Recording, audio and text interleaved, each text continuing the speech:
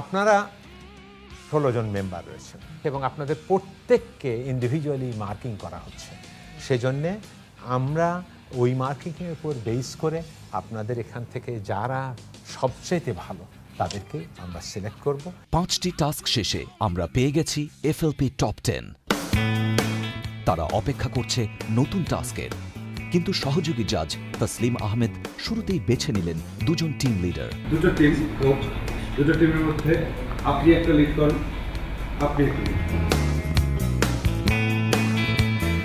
সত্যি কথা বলতে আমি এক্সপেক্ট করছিলাম, কারণ ওখানে যারা যারা ছিল সবাই একবার না একবার লিডার হয়েছে। আমি এবং তাহসিন আমরাই বাদ ছিলাম, এই জন্য আমি চিন্তা করছিলাম যে এবার আমাদের লিডার হওয়া উচিত। লিডার যখন নির্বাচিত হয়েছিলাম আমার কাছে মনে হচ্ছিল জিনিসটা আমার জন্য খুবই মজার একটা জিনিস, কিন্তু যখন লিডারশিপের স্কিলটা দেখাতে হলো তখন মনে হলো আসলে লিডারশিপ কোনো মজার কিছুই না। এই সময় এসে লিডার হওয়াটা কিন্তু নিজের লিডারশিপ স্কিলগুলোকে প্রুভ করার জন্য কিন্তু অনেক বড় একটা চান্স পাবে। এবং তাদের বললেন নিজেদের টিম মেম্বার বাছাই করে নিতে।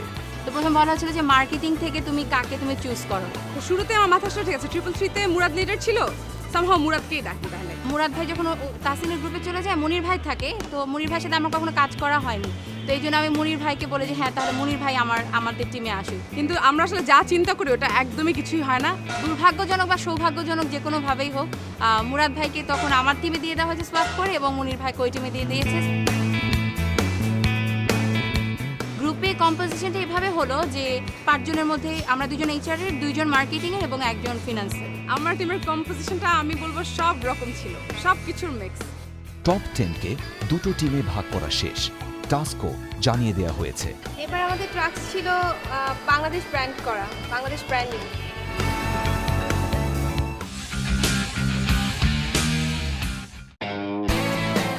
এবার গ্রুমিংয়ের পালা। আইবিএর শিক্ষক সৈয়দ ফারহাত আনোয়ার তাদের সামনে তুলে ধরলেন ব্র্যান্ডিংয়ের বিভিন্ন দিক। বাংলাদেশের জন্য সবচেয়ে বড় অ্যাম্বাসেডার্স কারা? আমাদের এমবাসিগুলা না, আমাদের যারা এনআরবিস, নন রেসিডেন্ট বাংলাদেশিস। বিশেষ করে একটি দেশকে কিভাবে ব্র্যান্ডিং করা যায় সে বিষয়ে ধারণা দিলেন তিনি। কী ধরনের মিডিয়াকে তুমি নিবা তার উপর নির্ভর করে। You got to understand 360 degree is something that people are talking about, but your focus should be, can I create word of mouth in my target market?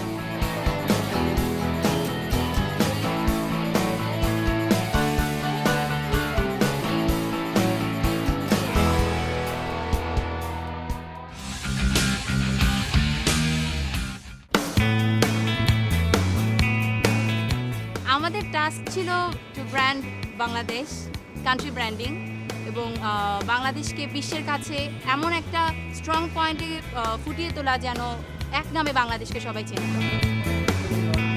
তাহলে আমরা আরএমটি আর ট্যুরিজমটাকে মেইনলি ফোকাস করব। আমাদের কোম্পানির নাম দিতে হবে। আমাদের উদ্দেশ্য ছিল বাংলাদেশের যে ইউনিক ব্যাপারগুলো আছে সেগুলো একটা লিস্ট করা।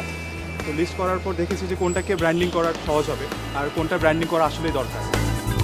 টিম বাংলাদেশ বিভিন্ন জায়গায় ইমেজের ল্যাকিংস ছিল, এবং আমরা ইমেজটাকে ডেভেলপ করেছি বিভিন্ন বাংলাদেশের যে কোর ভ্যালুসগুলো আছে সেগুলোর থ্রুতে। এবং এই ইমেজ বিল্ড আপের ফলে আলটিমেটলি কী হবে, যে ট্যুরিজম ইন্ডাস্ট্রি এবং ইনভেস্টমেন্ট রিলেটেড যেগুলো আছে এগুলোর উপর একটা ইফেক্ট পড়বে, এবং এটাই ছিল আমাদের থিম, ইমেজ বিল্ড আপ। প্রথম দিন আমরা শ্যুট করেছিলাম ঢাকার মধ্যে ফিল্মিংটা।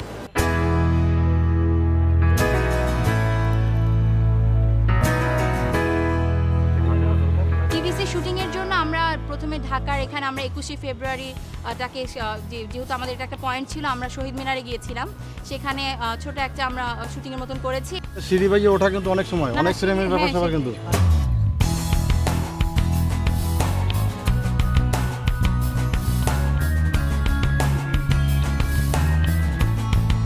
এতগুলো দেওয়া যাবে না, তো 8-10টা একসাথে করে ফ্রেম কাটিয়ে নিতে হবে।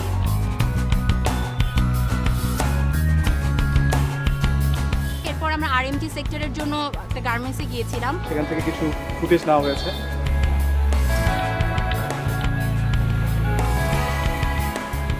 মেড ইন বাংলাদেশ এটা একটা ট্যাগ, ওয়ার্ল্ডে ইউরোপিয়ান এবং আমেরিকান কান্ট্রিজগুলোতে খুব পপুলার হয়েছে ট্যাগটা, মেড ইন বাংলাদেশ। তো আমরা চিন্তা করেছি মেড ইন বাংলাদেশ শুধুমাত্র একটি ট্যাগ নয়, একটা 16 কোটি মানুষের গর্ব। ট্যাগের সাথে জড়িত আছে আমাদের যে ন্যাশনাল কোর ভ্যালুসগুলো। এরপর আমরা গেছি হচ্ছে একটা রেস্টুরেন্টে পান্তা ইলিশের ফুটেজ নেওয়ার জন্য। খুবই পুরাতন পুরাতন এবং এখান থেকে উৎপন্ন হওয়া যে খাবার যে পান্তা ইলিশের জন্য একটা রেস্টুরেন্টে গিয়ে পান্তা ইলিশের পুরো থালটাকে আমরা সাজিয়েছিলাম। এখানে ডিজাইনে বসাতে হবে।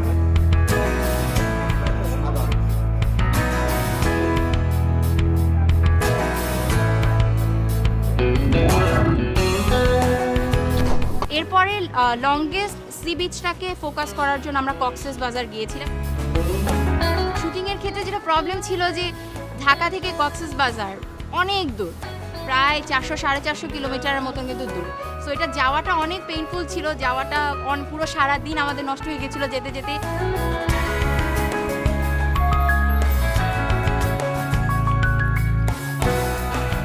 এরপরে ভোরবেলায় সানরাইজের সময় আমাদের শুটিং করতে ছিল, আবার তার পরের দিন আবার সাথে সাথে 10টা-11টার মধ্যে ফিরে এসেছিলাম।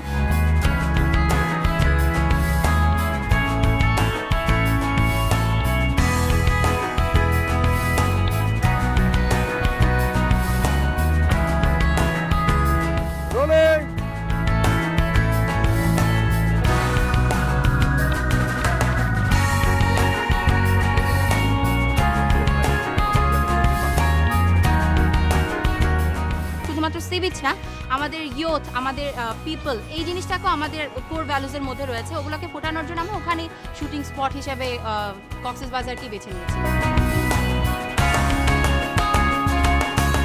ক্যামেরা দিয়ে একটা পার্টিকুলার অ্যাঙ্গেল সেট করে কোয়াড বাইক নিয়ে সামনে গেলাম।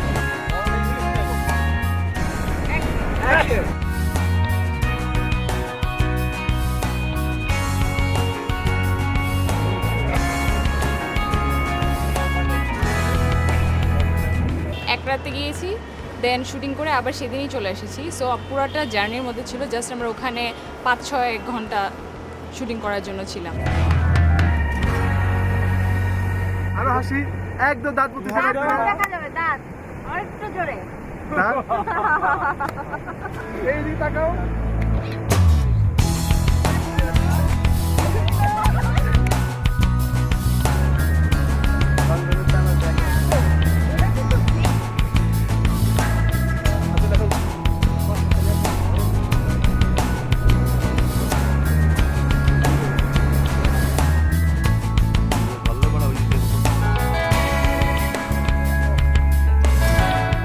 আগের বার যখন শট নিতে গেছি অনেক তাড়াহুড়োর মধ্যে করেছি। এবার বলেই দিয়েছিলাম যে যতই সময় লাগুক একটা শট হলে একটা শট নেব, কিন্তু ভালো মতো নেব।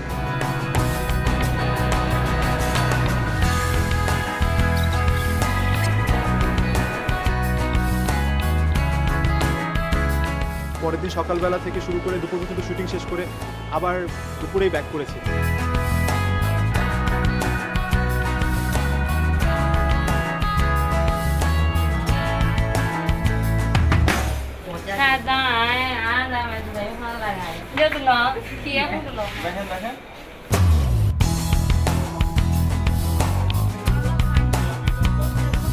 ফ্রেমটা ওখানে দিয়ে আসলাম, ওরা করে ফেলবে। আচ্ছা, তুমি যাও সাথে না, কাউন্টার লাগবে না।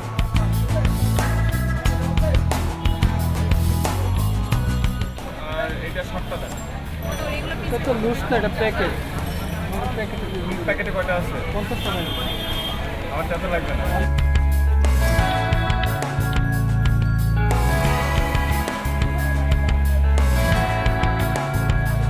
সময়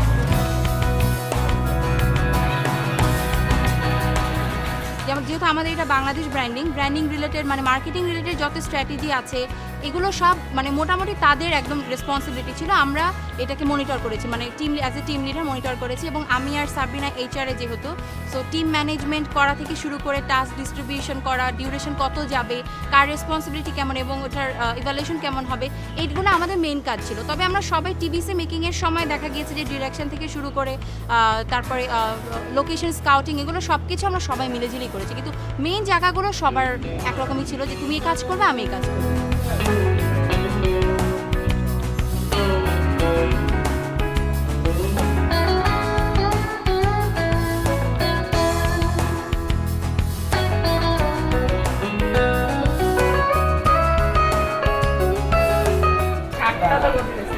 অনেক কোয়ান্টিটি তো বেশি।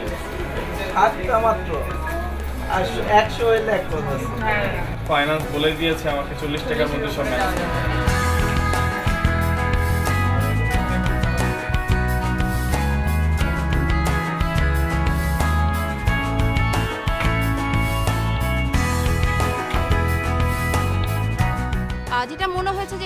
পর্যন্ত সোফার ভালোই হয়েছে, এবং যেটা আমাদের টার্গেট ছিল যে বাংলাদেশের ইমেজ বিল্ড আপ এবং প্রত্যেকটা লাইন প্রত্যেকটা সাবজেক্টের সাথে যে মেড ইন বাংলাদেশ এই জিনিসটা মনে হয় আমরা করতে পেরেছি।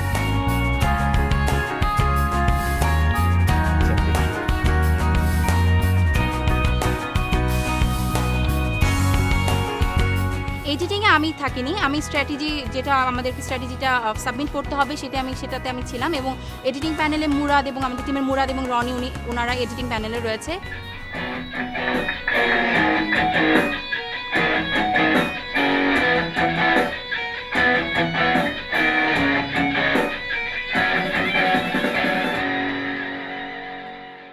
এডিটিং ব্যানার একই জিনিস, যে আমাদের কাছে এত জিনিস আছে সেগুলোকে একটার মধ্যে আনাটাই আসলে মেইন সমস্যা হয়ে দাঁড়াচ্ছে, এবং ওরা ভালো করছে, এখনো ভালো করছে।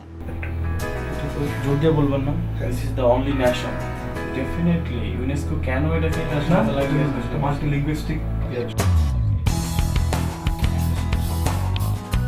মাঝে মাঝে দেখা যাচ্ছে আমরা যেভাবে ইম্যাজিন করতেছি যেভাবে করবো এভাবে করবো, কিন্তু এডিট প্যানেলে গিয়ে ওভাবে মাঝে মাঝে হয় না।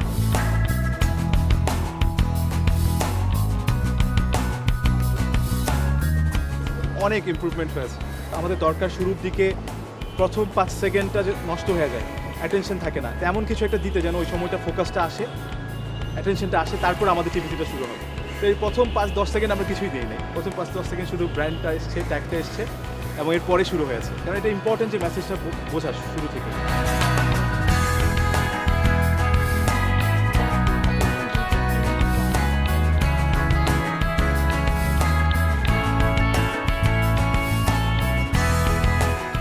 অনেক প্যানেল চেঞ্জ করতে হয়েছে আমাদের, মানে 3-4টা তো হবেই মনে হয়, এখানে হাফ এখানে হাফ এখানে হাফ, বাট শেষ হয়েছে, এটা কোনো কমপ্লেইন না।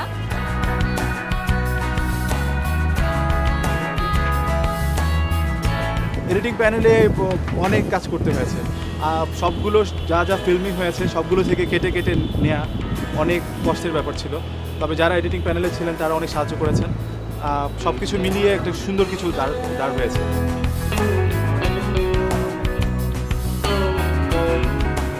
প্রতিটা টাস্কেই নিজের 110% দিয়েছে, কোনো কিছু কমতি ছিল না। যতটুকু অ্যাবিলিটি আছে আমাদের প্রত্যেকটা টিম মেম্বারের, আমরা ততটুকু চেষ্টা করেছি, এবং যদি সবার পছন্দ হয়, আমাদের এই কষ্টটা যদি সবার পছন্দ হয়, তবে আশা করি ভালোই হবে। আই থিঙ্ক আমরা 100% দিয়েছি।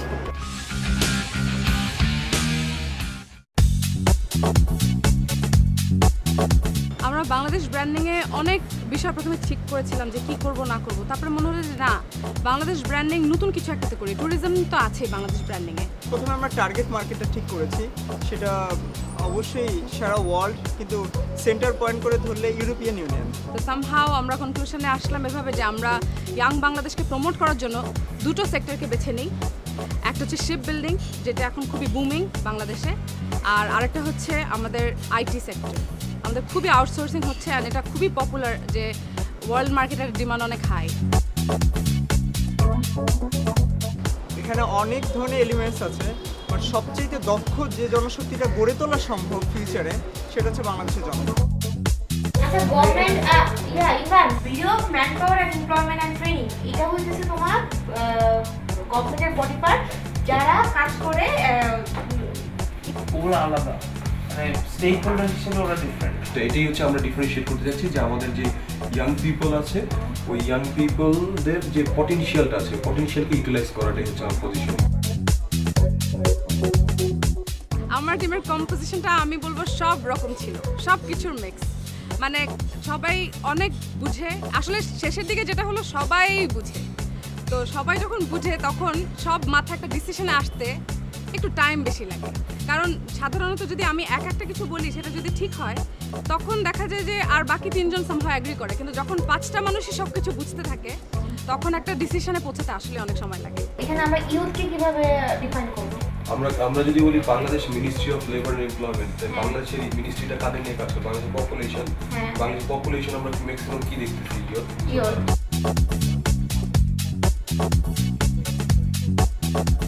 বড় জোর দু একটা ক্যাম্পেইন করতে পারে, ঠিক আছে?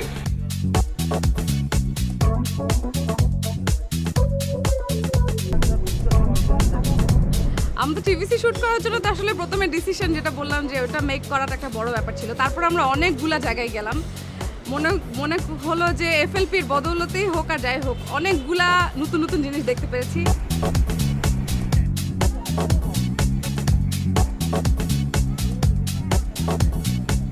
আনন্দপুর ডকইয়ার্ডে গিয়ে আমরা ওখানে শিপ বিল্ডিং কিভাবে করছে ওই জিনিসটাকে ফোকাস করি।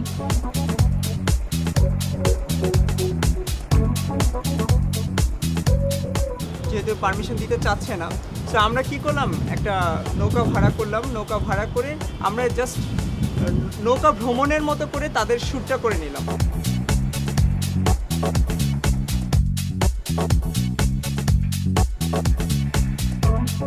তারা যে জিনিসটা হয়তো বা ভয় পেয়েছিলেন, হয়তো বা তাদের ইন্টারনাল স্ট্রাকচার বা কোনো ওরকম কোনো উদ্দেশ্যই আমাদের ছিল না। আমরা জাস্ট দেখাতে চেয়েছি যে মানুষ পারে, শিপ বিল্ডিং করতে পারে, এতটুকুই। সো এতটুকু মনে হয় ওপেন ছিল, এই কারণে ওই জাহাজটা নদীর কাছেই ছিল।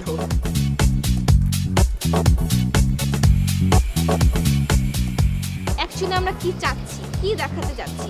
সেকেন্ড হচ্ছে আমরা ওই জায়গায় গিয়ে কি কি আনতে চাচ্ছি, মানে কি ফোকাস করতে চাচ্ছি, এই জিনিসগুলো আগের থেকে অনেক বেটার হয়েছে।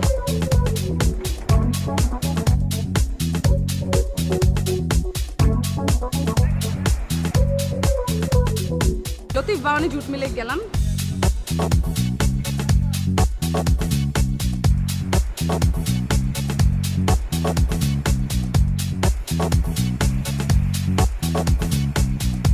এই যে ইউথ আমাদের জেনারেটেড, এনারা কিন্তু আমাদের ভবিষ্যতের একটা মানে ওয়ার্কফোর্স হিসেবে কাজ করবে। 18 থেকে 22 বছর কিন্তু তারা স্কিল না, আমরা চাচ্ছি তাদেরকে স্কিল করব, স্কিল করে আমাদের এই হিউম্যান রিসোর্সটা আমাদের এই অর্গানাইজ মানে আমাদের পুরো বাংলাদেশের জন্য কাজ করবে।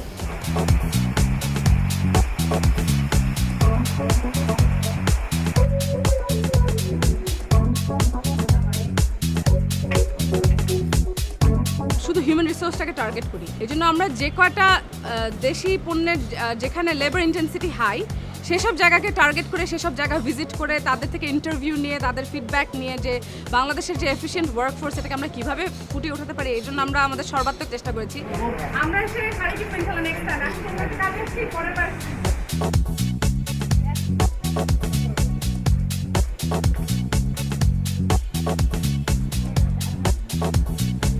একটা আইটি ফার্ম যেটা গ্রাফিক পিপল বনানীতে বেশ নাম করা এবং অনেক মানুষ ওখানে কাজ করে, অ্যারাউন্ড 300 পিপল।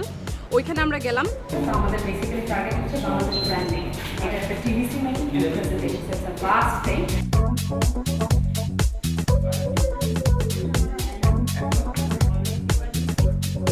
সেখানে গিয়ে আমরা আইটি রিলেটেড কি কি কাজ হয় সেখান থেকে আমরা সব ধরনের ইনফরমেশন নিয়ে আসি।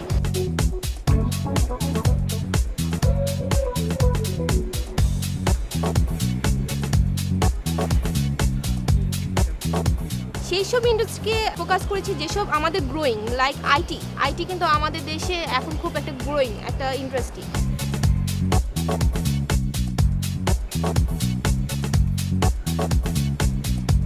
এরপর আমরা চাই ফার্মাসিউটিক্যাল ইন্ডাস্ট্রিতে।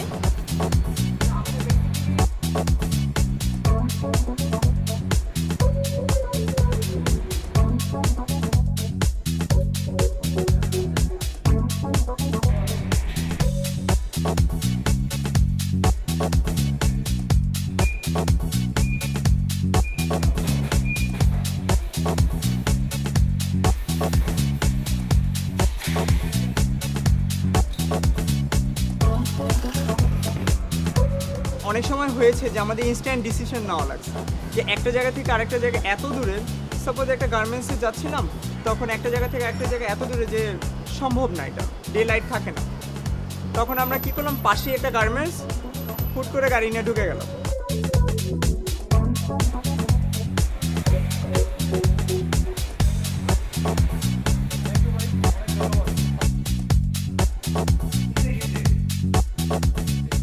এমনি ফুটেজও নেওয়া হোক, এমনি ফুটেজ না হচ্ছে মানে 21 জন ওয়ার্কার। আচ্ছা ওনাদের সঙ্গে কথা বলছেন, এই ফুটেজ ইয়ে নিচ্ছেন। আমাদের মানুষ অনেক বেশি ইচ্ছা শক্তি আছে তাদের, তারা কিন্তু খুব অল্পে খুশি অনেক বড় কাজ করতে পারে এবং তার কাজের মধ্যে কিন্তু সে এনজয় করার চেষ্টা করে।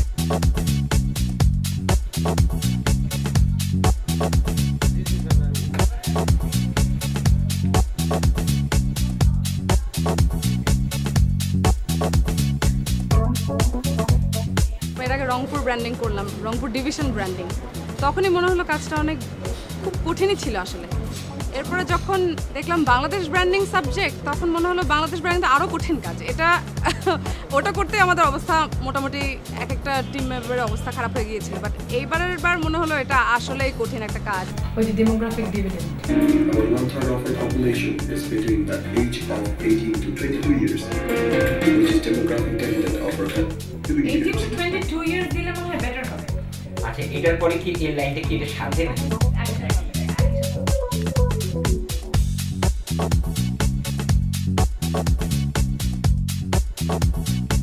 আলহামদুলিল্লাহ। ওখানে যারা যারা থাকবে সবাই মগটা দেখেন যে মগ আছে একটা আমাদের ইয়াং বাংলাদেশ। তা আমাদের টার্গেটটা ছিল এভাবে, আমরা ওভাবে টার্গেট মার্কেট ফোকাস করে আমাদের টিভিসি এবং আদার 360 ডিগ্রি ব্র্যান্ডিংয়ের জন্য টি শার্ট, গ্লাস, কলম, যা যা যতটুকু পেরেছি আমাদের সব টিমমেটসরা মিলে আমরা সেই জিনিসটা ইমপ্লিমেন্ট করার চেষ্টা করি।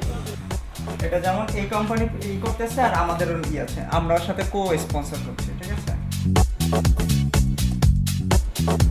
তখন অন্যদের দায়িত্বটা যেটা ছিল সেটা হচ্ছে যে আরও বেশি ফোকাসড হয়ে এই সেক্টরগুলোর রিপোর্টটাকে রিভিউ করা বারবার করে, যে কোনো ভুল ভ্রান্তি, কোনো কিছু, কোনো ইনফরমেশন মিসলিডিং কিনা, কোনো ইনফরমেশনে ভুল কিছু যে তথ্য যাচ্ছে কিনা, এই ব্যাপারটা ওদের হাতে দায়িত্ব দিয়ে আমরা দুজন এডিটিং প্যানেলে এডিট করতে বসেছিলাম।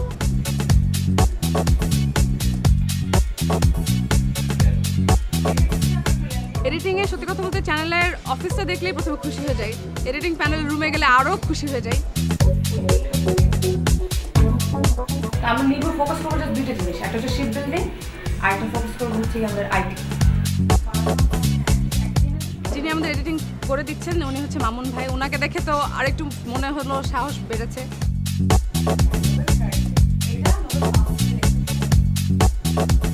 হ্যাঁ, মানে আমাদের একটা টিম মেম্বার পারে ওই ইলাস্ট্রেটরের কাজ, তো ও করেছে। আমি মোটামুটি স্যাটিসফাইড বলতে পারি। তারপরেও এতগুলো জায়গায় গিয়েছি, কিছু কিছু ফুটেজ মানে কিছু কিছু জিনিস ফিল্মিং করতে পারিনি দেখে খারাপ লেগেছে, আর তারপরেও মনে হচ্ছে আমরা চেষ্টা করেছি। 1 মিনিটের টিভিতে 58 সেকেন্ড প্রশ্নই আসে না, 1 মিনিটের টিভিতে আপনার হবে 40 সেকেন্ড। সো এডিটিং প্যানেলে আমরা আমাদের যখন আইডিয়াটা বললাম, তখন তিনি একবারে বলে দিলেন যে এই শুটগুলো নিয়ে আসো, এখানেই করো, ভয়েস মুনির দিল, ভয়েস দিল, তো তারপরে আমরা জিঙ্গেল নিজেরা বানিয়ে নিলাম। তো সব কিছু মিলিয়ে খুব আমাদের কাজটা খুব তাড়াতাড়ি হয়ে গেছে। তুমি আমি স্টপ করতে বলবো, আমি স্টার্ট বলে তুমি করবা সেই হিসাবে। Okay okay, you can just ready. Bangladesh, Asia's hidden treasure, was liberated by the unflinching spirit and determination of our people. 1 second শুরু করে থেকে 60 সেকেন্ড, মানে 1 মিনিটের যে ইয়াটা, এটা প্রতিটা সেকেন্ডের আমরা একটা ক্যালকুলেশন করতে পারছি। এবং আমার কাছে মনে হয় যে আমাদের যে ইমপ্রুভমেন্ট, আমাদের জিঙ্গেল কী হবে, আমাদের কোন কোন শর্টগুলো যাবে, কিভাবে আমাদের অ্যাপ্রোচটা হবে, কি কি শর্ট গেলে আমাদের জিনিসটা আরও ফুটে আসবে, ইয়াং পিপলকে মোটিভেট করবে। তো এই জিনিসটা আগের বারে থেকে আমার কাছে মনে হয় যে আমরা অনেক বেশি, এটা মানে হিসাব করে বলতে পারবো না, মানে আমাদের এই আইডিয়াটা, এই নলেজটা অনেক বেশি বেড়ে গেছে। Almost subject, the same subject. যদি বাংলাদেশ শর্ট করতে হয় বা ফেলতে হয়, সে আমরা ফেলে দিব, দুটো বার ফেলে দিব। Okay, okay. এখন আমার সব কিছু চলে এসেছে না। এবার বোর্ডরুমের আউটকাম আরও কঠিন হবে, কারণ এবার আমার উপরে দায়িত্ব। আমি জানি, একদমই বলতে পারবো না যে আসলে কী হবে, আমার কোনো ধারণাই নাই।